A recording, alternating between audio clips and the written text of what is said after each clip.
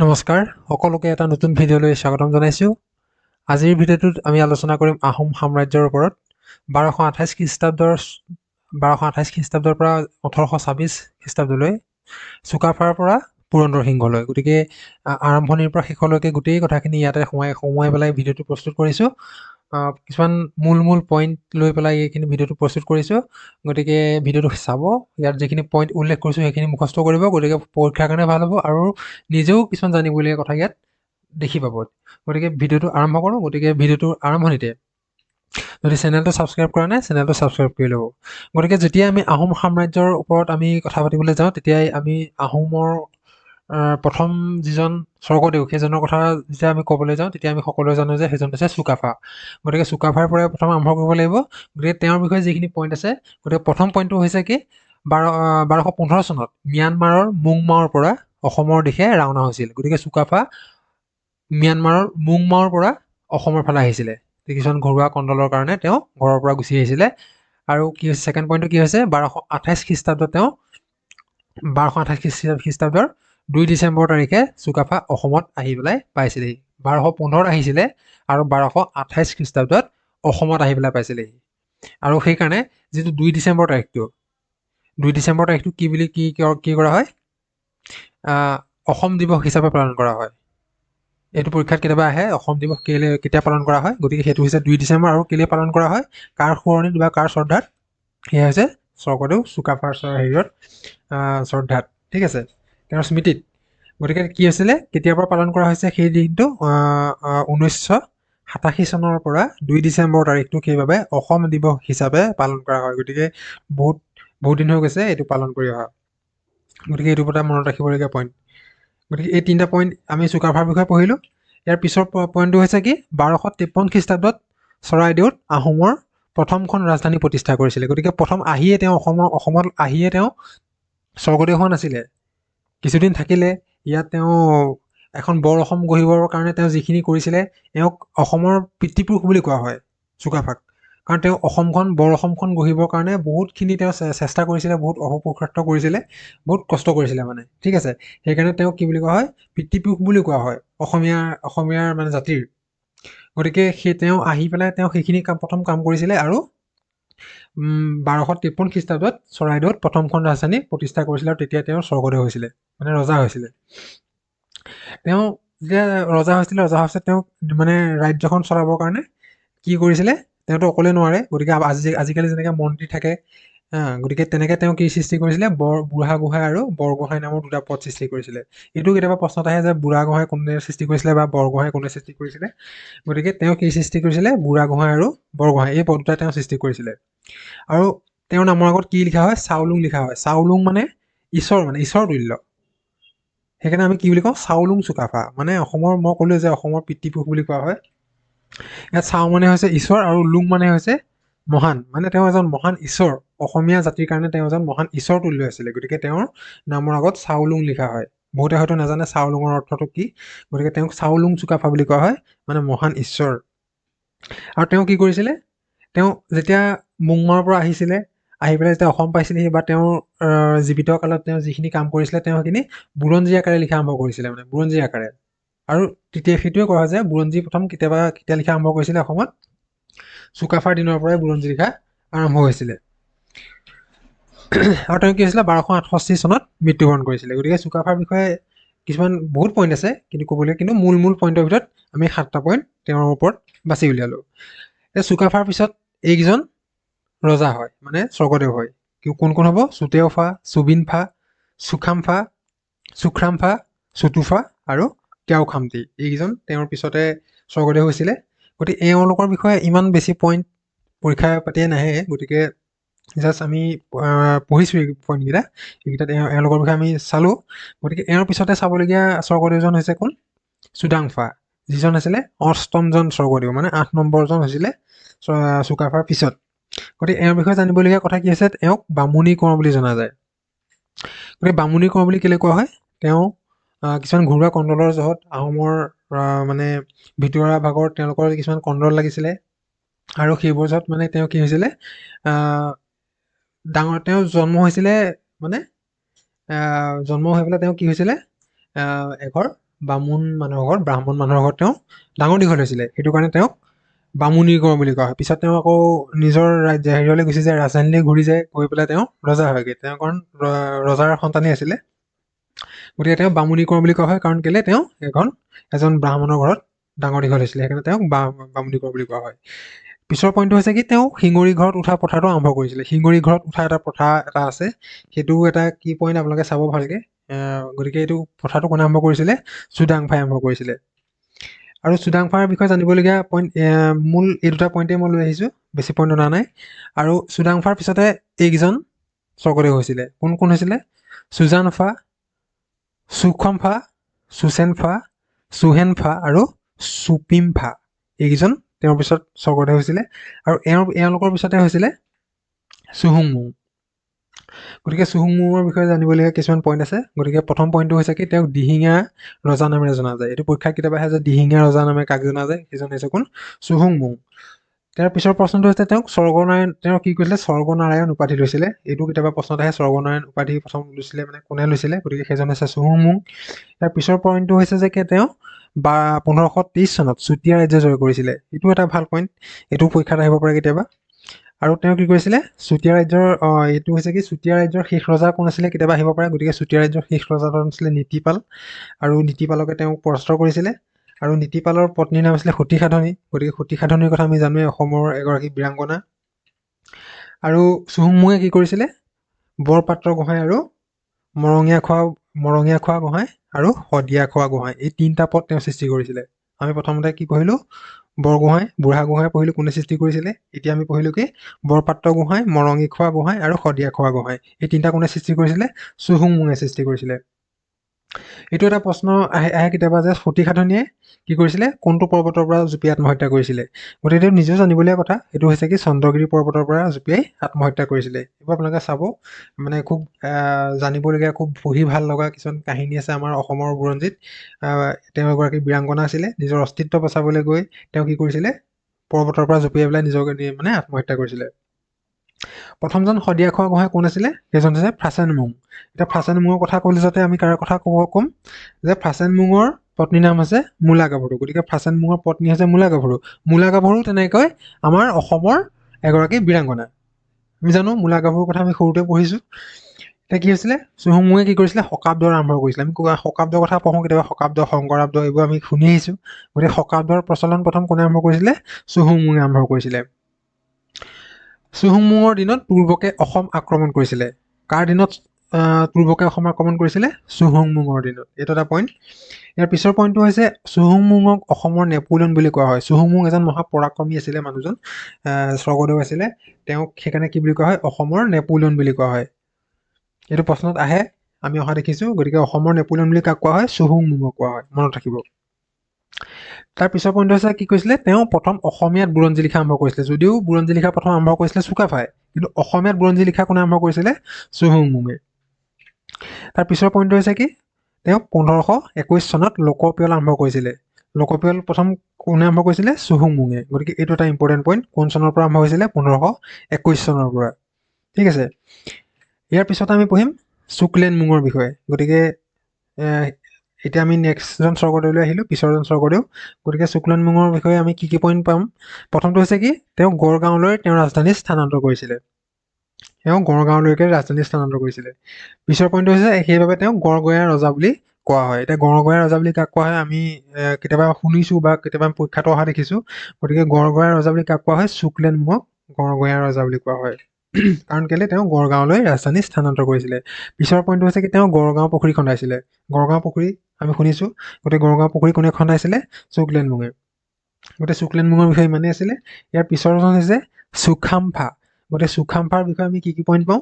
প্ৰথমটো পইণ্ট হৈছে তেওঁক খৰা ৰজা বুলি কোৱা হয়। তেওঁক কি বুলি কোৱা হয়? খৰা ৰজা। পৰীক্ষাত কেতিয়াবা আহে খৰা ৰজা বুলি কাক কোৱা হয়? আমি কেতিয়াবা আমি জানিবও লাগে। গতিকে খৰা ৰজা বুলি কাক কোৱা হয়? চুখামফাক কোৱা হয়। পিছৰ পইণ্টটো যোৱাৰ আগতে, আমাৰ পিছৰজন স্বৰ্গদেউলৈ যোৱাৰ আগতে মই কিছুমান প্ৰশ্ন লৈ আহিছোঁ। এতিয়া আমি যিকেইটা অলৰেডি পঢ়ি আহিলোঁ, যিকেইজন স্বৰ্গদেউৰ বিষয়ে, সেইকেইজনক লৈ পেলাই আমি দুটামান প্ৰশ্ন জাষ্ট মানে মনত পেলাওঁ। গতিকে প্ৰথম প্ৰশ্ন বেছি নহয়। প্ৰথম প্ৰশ্নটো হৈছে বুঢ়াগোহাঁই পথ কোনে সৃষ্টি কৰিছিলে? অলৰেডি মই কৈ আহিলোঁ কোনে সৃষ্টি কৰিছিলে। গতিকে উত্তৰটো কি হ'ব? বুঢ়াগোহাঁই পথ কোনে সৃষ্টি কৰিছিলে? সেইজন হৈছে চুকাফা। প্ৰথম বুঢ়াগোহাঁই আৰু বৰগোহাঁই পদ সৃষ্টি কৰিছিলে চুকাফাই। পিছৰ প্ৰশ্নটো হৈছে বামুণী কোঁৱৰ বুলি কাক কোৱা হয়। এইটো প্ৰশ্নও মই অলৰেডি কৈ আহিলোঁ যে বামুণী কোঁৱৰ বুলি কাক কোৱা হয়। উত্তৰটো হৈছে চুডাংফাক কোৱা হয়। তাৰ পিছৰ প্ৰশ্নটো হৈছে কোনটো পৰ্বতৰ পৰা জঁপিয়াই সতী সাধনীয়ে আত্মহত্যা কৰিছিলে। এইটো মই কৈ আহিছিলোঁ। গতিকে কোনটো পৰ্বত আছিলে উত্তৰটো হ'ব চন্দ্ৰগিৰি পৰ্বত। গতিকে চন্দ্ৰগিৰি পৰ্বতৰ পৰা জঁপিয়াই সতী সাধনীয়ে আত্মহত্যা কৰিছিলে। গতিকে এনেকুৱা ধৰণৰ প্ৰশ্ন কেতিয়াবা আহি যায় পৰীক্ষাত। গতিকে এতিয়া এইকেইটা প্ৰশ্ন পঢ়িলোঁ। এতিয়া পিছৰজন স্বৰ্গদেউৰ ওচৰলৈ আহিছোঁ। গতিকে পিছৰজন স্বৰ্গদেউ কোন হ'ব? চুচেংফা, যিজনক আমি প্ৰতাপ সিংহ বুলি কোৱা হয়। গতিকে প্ৰতাপ সিংহৰ বিষয়ে বা চুচেংফাৰ বিষয়ে আমি কি পইণ্ট পাওঁ? প্ৰথম পইণ্টটো হৈছে বুদ্ধিয়ক আছিল বাবে বুদ্ধি স্বৰ্গনাৰায়ণ বুলি কোৱা হয়। গতিকে তেওঁ কি বুলি কোৱা হয়? তেওঁ অতি বুদ্ধিয়ক আছিলে, মানে কি বিভিন্ন ক্ষেত্ৰত তেওঁ বিভিন্ন ধৰণৰ বুদ্ধিৰ খটুৱাই পেলাই তেওঁ বিভিন্ন ধৰণৰ কাম কৰিছিলে। সেইটো কাৰণে তেওঁক মানে জনসাধাৰণে কি বুলি কয়? বুদ্ধি স্বৰ্গনাৰায়ণ বুলি কয়। তাৰপিছৰ প্ৰশ্নটো হৈছে কি তেওঁ সৃষ্টি কৰিছিলে কি বৰবৰুৱা আৰু বৰফুকন পদ। এই পদ দুটা তেওঁ সৃষ্টি কৰিছিলে। আমি শুনো বৰবৰুৱা বৰফুকন বুলি ক'লে লাচিতৰ কথা আমি শুনো। গতিকে তেওঁ কি কৰিছিলে? কোনে সৃষ্টি কৰিছিলে বৰবৰুৱা আৰু বৰফুকন? সেইটো হৈছে প্ৰতাপ সিংহ বা চুচেংফাই। এতিয়া প্ৰথম বৰবৰুৱা কোন বা প্ৰথম বৰফুকন কোন? গতিকে প্ৰথম বৰবৰুৱা হৈছে মোমাই তামুলী বৰবৰুৱা। প্ৰথম বৰফুকন কোন? প্ৰথম বৰফুকন লাচিত বৰফুকন নেকি? প্ৰথম বৰফুকন লাচিত বৰফুকন নহয়।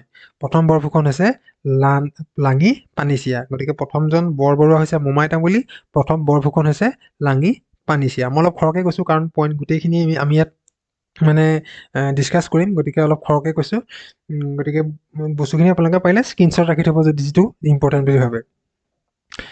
তাৰ পিছৰ পইণ্টটো হৈছে কি তেওঁ জয়ন্তীয়া কন্যাক বিয়া কৰাইছিলে। এইটো কেতিয়াবা আহে যে জয়ন্তীয়া কন্যাক কোনে বিয়া কৰাইছিলে? সেইবোৰ হ'ব প্ৰতাপ সিংহ। ইয়াৰ ভিতৰত যিবোৰ কাহিনী আপোনালোকে পঢ়িব, বুৰঞ্জী পঢ়িব, ভাল লাগে এইবোৰ কাহিনী পঢ়ি পেলাই। তাৰপিছত কি হৈছিলে? আহোম আৰু মোগলৰ মাজত অসুৰালি সন্ধি হৈছিলে। এতিয়া মানে কাৰ দিনত এনেকুৱা ধৰণৰ প্ৰশ্ন আহিব পাৰে যে কাৰ দিনত অসুৰালি সন্ধি হৈছিলে বা কাৰ মাজত অসুৰালি সন্ধি হৈছিলে, এনেকুৱা ধৰণৰ হ'ব পাৰে। গতিকে কাৰ মাজত হৈছিলে? আহোম আৰু মোগলৰ মাজত অসুৰালি সন্ধি হৈছিলে। কাৰ দিনত হৈছিলে? চুচেংফা বা প্ৰতাপ সিংহৰ দিনত। ভালকে মনত ৰাখি থলেই হ'ল। পিছৰজন স্বৰ্গদেউৰ ওচৰলৈ আহিছোঁ। পিছৰজন স্বৰ্গদেউ হ'ব চুৰামফা, যাক আমি জয়াদিত্য সিংহ বুলি কওঁ। গতিকে ইয়াৰ বিষয়ে প্ৰথম পইণ্টটো কি হ'ব? এওঁক ভগা ৰজা বুলি কোৱা হয়। ভগা ৰজা বুলি কাক কোৱা হয়? চুৰামফাক কোৱা হয় বা জয়াদিত্য সিংহক কোৱা হয়। গতিকে পিছৰজন ওচৰলৈ আহিছোঁ। এইজনৰ বিষয়ে জানিবলগীয়া বিশেষ তেনেকুৱা একো নাই, সৰু সুৰা কিছুমান থাকিব পাৰে, কিন্তু মূল পইণ্টটো মই ইয়াত জাষ্ট উল্লেখ কৰিছোঁ। তাৰ পিছৰজন হৈছে চুটিনফা। গতিকে চুটিনফাৰ বিষয়ে জানিবলগীয়া পইণ্ট কি হ'ব? তেওঁ কোন আছিলে? চুটিনফা কোন আছিলে? তেওঁ প্ৰতাপ সিংহৰ পুত্ৰ আছিলে আৰু তেওঁক কি বুলি কোৱা হয়? নৰিয়া ৰজা বা কেঁকোৰা ৰজা বুলি কোৱা হয়। এতিয়া নৰিয়া ৰজা বা কেঁকোৰা ৰজা বুলি কেলে কোৱা হয়? তেওঁ মানে অসুখী আছিলে, খুব অসুখত ভুগি থাকে, সেইকাৰণে তেওঁক নৰিয়া ৰজা বুলি কোৱা হয়। গতিকে চুটিনফাৰ বিষয়ে ইমানেই আছিলে। গতিকে ইয়াৰ পিছৰজন স্বৰ্গদেউ হৈছে চুতামলা বা জয়ধ্বজ সিংহ। আমি জয়ধ্বজ সিংহৰ বিষয়ে আমি কি পইণ্ট পাম? প্ৰথমটো হৈছে তেওঁক ভগৱনীয় ৰজা বুলি কোৱা হয়। আমি এইটো কেতিয়াবা আহে, কেতিয়াবা আমি শুনি পাইছোঁ যে ভগৱনীয় ৰজা বুলি কাক কোৱা হয়। গতিকে উত্তৰটো কি হ'ব? চুতামলা বা জয়ধ্বজ সিংহ। জয়ধ্বজ সিংহ হৈছে তেওঁ হিন্দু নাম আৰু চুতামলা হৈছে তেওঁ আহোমৰ নাম। গতিকে ভগৱনীয় ৰজা বুলি তেওঁ কোৱা হয় জয়ধ্বজ সিংহক। পিছৰ পইণ্টটো হৈছে কি? ঘিলাধাৰী ৰণৰ সন্ধিৰ কথা আহিছে। গতিকে ঘিলাধাৰী ৰণৰ সন্ধি কাৰ দিনত হৈছিলে? জয়ধ্বজ সিংহৰ দিনত হৈছিলে। কিমান চনত হৈছিলে বা তাৰিখটো কেতিয়া আছিলে? 1663 চনৰ 23 জানুৱাৰী তাৰিখ। গতিকে সেই দিনাখন ঘিলাধাৰী ৰণৰ সন্ধি হৈছিলে। আৰু এওঁ কি আছিলে? এওঁৰ এজনী আছিলে, তেওঁৰ এজনী কন্যা সন্তান আছিলে, যাক ৰমণী গাভৰু বুলি কোৱা হয়। তেওঁ 6 বছৰ বয়সতে মোগলক চমজাই দিছিলে, মানে সন্ধিৰ কাৰণে মানে তেনেকুৱাও কিছুমান কাম কৰিবলগীয়া হৈছিলে।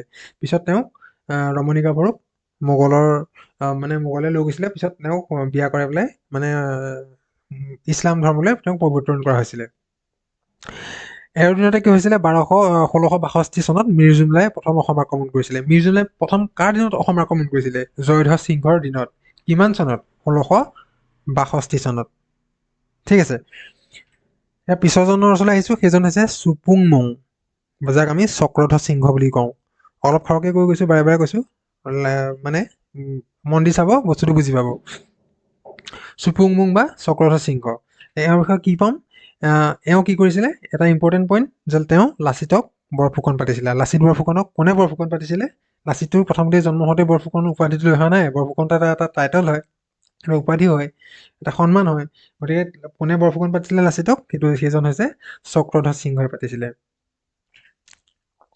আৰু কি হৈছিলে 1669 চনত আলাবৈৰ ৰণ হৈছিলে আৰু এই যুদ্ধত চক্ৰধ্বজ সিংহৰ মৃত্যু হৈছিলে। এই যুদ্ধত মানে চক্ৰধ্বজ সিংহই নিজে যুদ্ধ কৰিবলৈ গৈছিলে, গতিকে সেই যুদ্ধত কিন্তু গৈ পেলাই তেওঁ কি হৈছিলে মৃত্যুবৰণ কৰিছিলে। গতিকে আলাবৈৰ ৰণ কোন চনত হৈছিলে 1669 চনত, আৰু এই যুদ্ধ কাৰ মাজত হৈছিলে চক্ৰধ্বজ সিংহৰ লগত হৈছিলে। চক্ৰধ্বজ সিংহই যুঁজিছিলে সেই যুদ্ধত মোগলৰ লগত, আৰু সেই যুদ্ধত চক্ৰধ্বজ সিংহৰ মৃত্যু হৈছিলে। গতিকে চক্ৰধ্বজ সিংহৰ বিষয়ে জানিবলগীয়া পইণ্ট এইকেইটা আছিলে, মনত ৰাখিবলগীয়া বা জানিবলগীয়া। ইয়াৰ পিছৰজন হৈছে চুনাতফা। গতিকে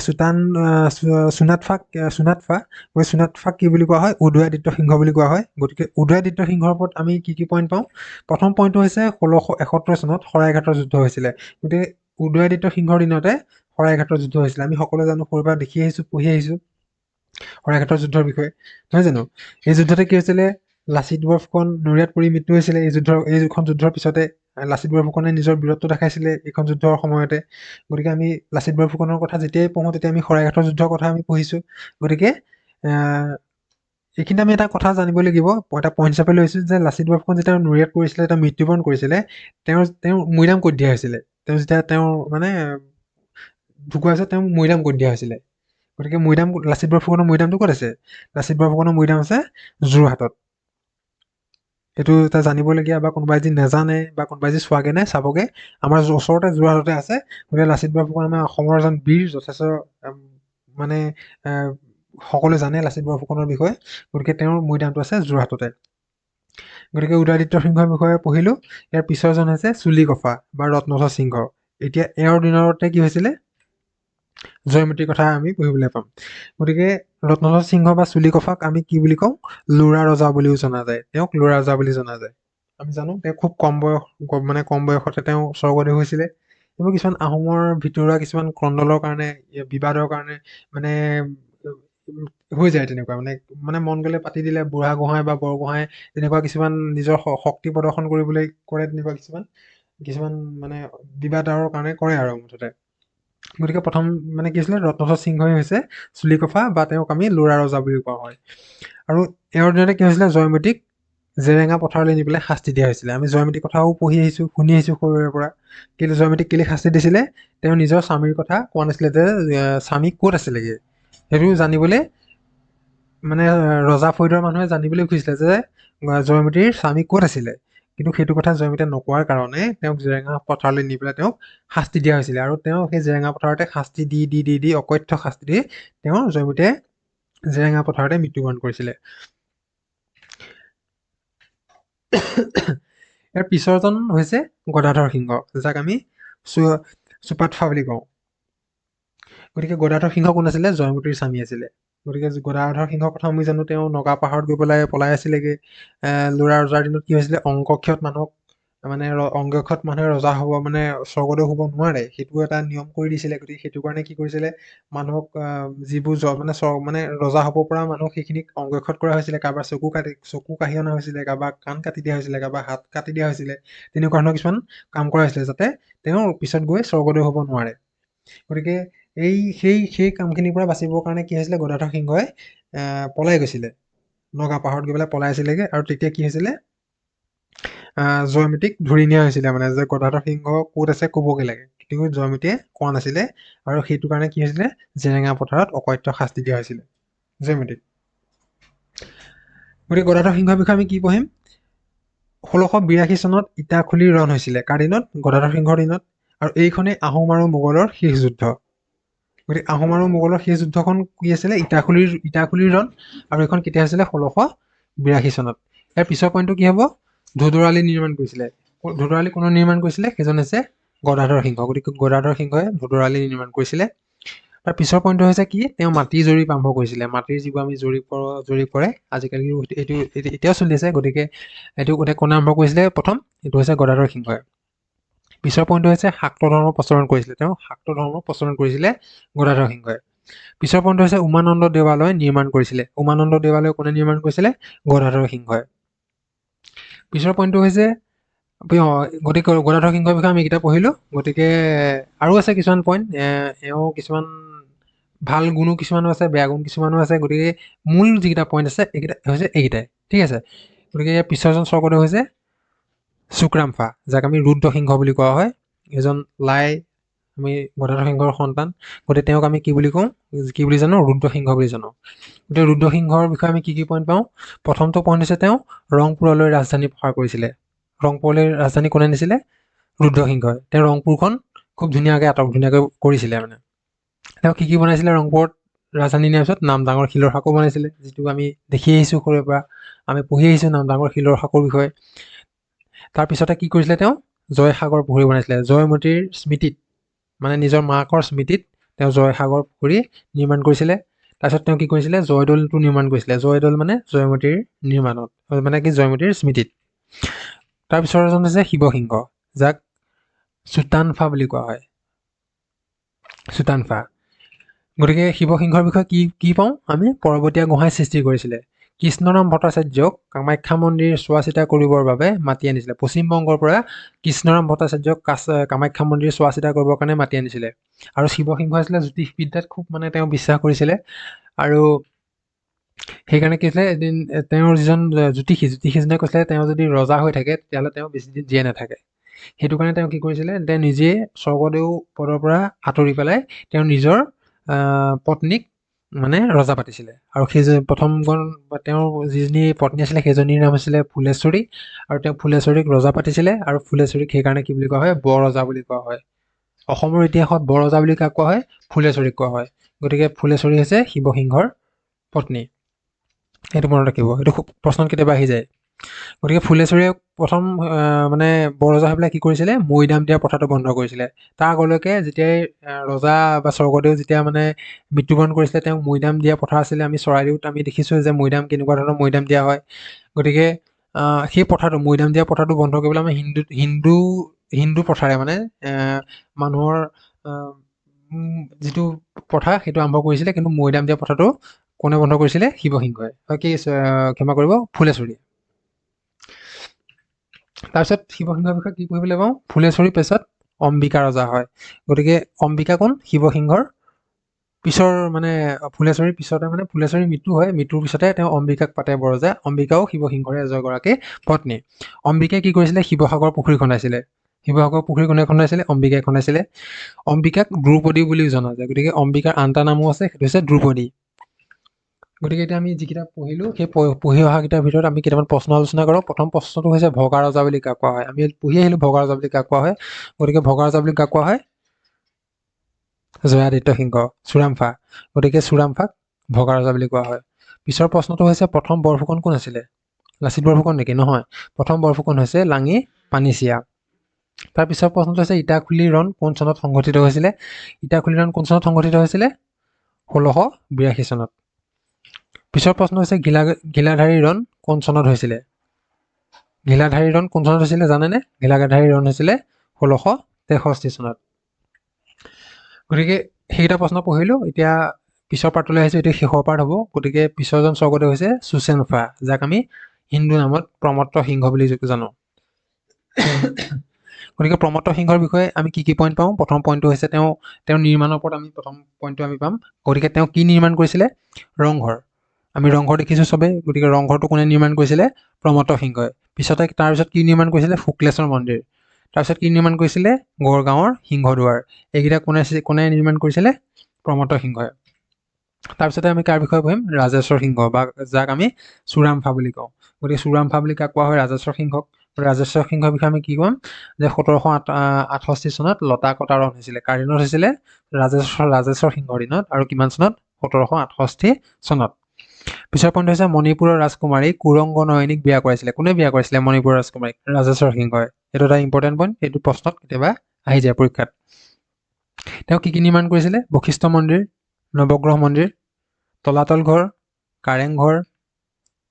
কাৰেংঘৰ দুটা হৈ আছে, হৰগৌৰী মন্দিৰ, হৰগৌৰী দেৱালয়, নেঘেৰিটিঙৰ শিৱদৌল। গতিকে এওঁৰ নামত ৰাজেশ্বৰ সিংহই কি নিৰ্মাণ কৰিছিলে? এইকেইটা নিৰ্মাণ কৰিছিলে। যদি লাগে স্ক্ৰীনশ্বট মাৰি থ'ব। বশিষ্ঠ মন্দিৰ, নৱগ্ৰহ মন্দিৰ, তলাতল ঘৰ, কাৰেংঘৰ, হৰগৌৰী দেৱালয়, নেঘেৰিটিঙৰ শিৱদৌল। ইয়াৰ পিছৰজন হৈছে চুতেনফা, যাক আমি লক্ষ্মী সিংহ নামে জানো। গতিকে লক্ষ্মী সিংহৰ বিষয়ে প্ৰথমটো পইণ্ট হৈছে কি? 1769 চনত মোৱামৰীয়া বিদ্ৰোহ আৰম্ভ হৈছিলে। গতিকে লক্ষ্মী সিংহৰ দিনতে মোৱামৰীয়া বিদ্ৰোহ আৰম্ভ হৈছিলে। তেওঁ কি নিৰ্মাণ কৰিছিলে? ৰুদ্ৰসাগৰ পুখুৰী নিৰ্মাণ কৰিছিলে। গতিকে মোৱামৰীয়া বিদ্ৰোহৰ কথাটো প্ৰায়ে আহিয়ে থাকে মানে। গতিকে মোৱামৰীয়া বিদ্ৰোহ প্ৰথম কেতিয়া আৰম্ভ হৈছিলে? 1769 চনত কাৰ দিনত? লক্ষ্মী সিংহৰ দিনত। গতিকে এই যিটো বিদ্ৰোহ আছে, এই বিদ্ৰোহটো বহুত দীঘলীয়া এটা বিদ্ৰোহ হয়। এই বিদ্ৰোহটোৰ বিষয়ে ভালকে আপোনালোকে পঢ়িব, কিনো আছিলে, কেলেই হয়। এখন সত্ৰৰ ওপৰত মানে এটা সত্ৰৰ এটা কাহিনী। গতিকে কি আছিলে আপোনালোকে ভালকে পঢ়িব। গতিকে মূল পইণ্টকেইটা মই জাষ্ট ইয়াত কৈ দিছোঁ। ইয়াৰ পিছত হৈছে গৌৰীনাথ সিংহ, যাক শ্বহীদ পাংফা বুলি কোৱা হয়। গতিকে এওঁৰ বিষয়ে কি পঢ়িবলৈ পাওঁ?